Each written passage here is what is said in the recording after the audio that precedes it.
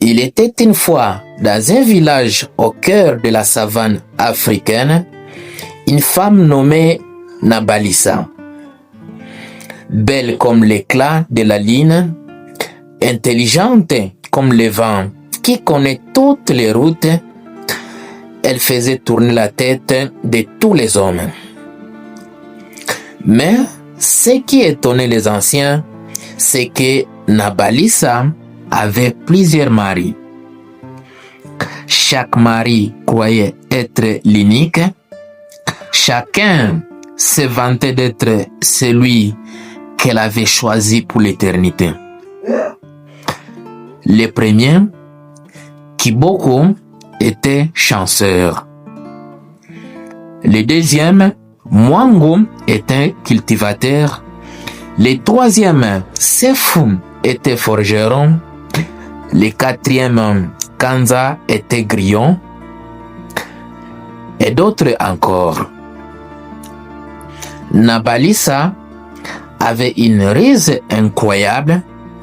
Elle savait jongler avec le temps, l'attention et les cadeaux. Aux uns, elle offrait des mots doux, aux autres des plats délicieux. Quand l'un partait chasser, l'autre arrivait au champ. Aucun ne soupçonnait rien.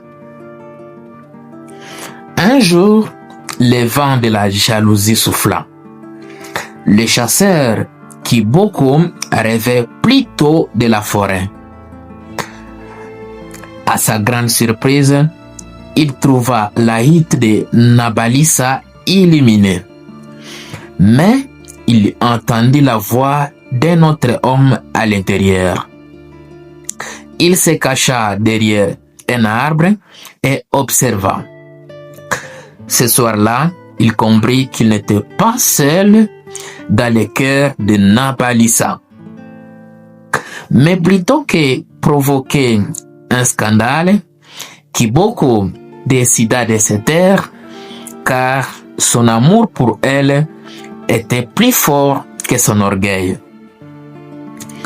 Cependant, un autre jour, le destin mit Nabalissa à l'épreuve.